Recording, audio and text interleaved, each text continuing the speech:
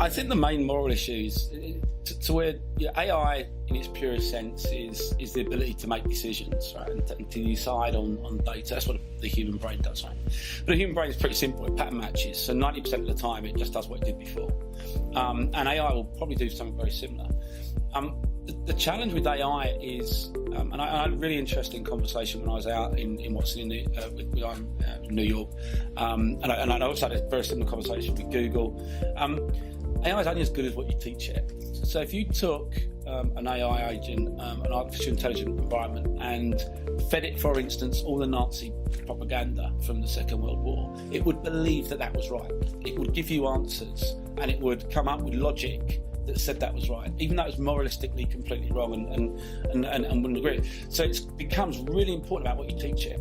So actually, I think there'll come a point where AI will move to the decisions it's making are going to reflect on the people that have taught it. So I think as you build this, we've had the ones where I think it was Google where it started swearing, right, because it just learnt that, and so you ask Alexa what the time is, and it puts out an expletive. So I think it's going to start to reflect on the organisations about what you're teaching it, because that's the culture you're giving to AI.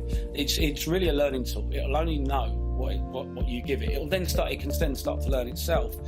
But its fundamental belief system, if you like, if AI can have a belief system, is going to be given to it and taught. And I think that's going to be the moral issue that companies will have to wrestle with, how they make sure that that's right. The main moral issue is obviously, I think there's two questions. One is, what are we, for the people that have their jobs replaced by artificial intelligence, what for them? Okay, because that over time is going to increase, and it's about what relearning, skills development, training, and accessibility to that is provided to help them to, develop skills to go into another part of industry or whatever it might be. So I think that's probably the biggest question, and I think potentially has one of the biggest impacts overall. But I think the other moral question is about the wealth that's created by AI or machines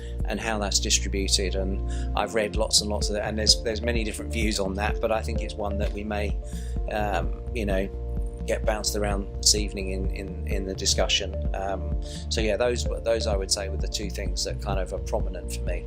I wouldn't say it's moral, because I think that there's one door closes, others open. So who knows what the jobs will be in the future, enabled by AI. So I think same way as the revenue question, I think they'll provide as many opportunities as it will risks. I think the main moral issues is really going to be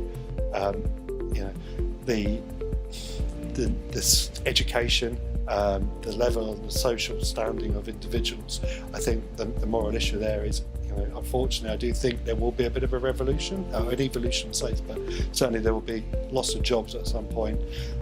My moral concern there with AI is what happens to those people. How do we as a country, how do we as a body of people actually, and as technologists, how do we help that, and how do we help bring those people through with adequate training, retraining, reskilling, finding other areas where they can be redeployed into the broader economy. I think there will be always opportunities. As I said, I think each sector will change at different rates.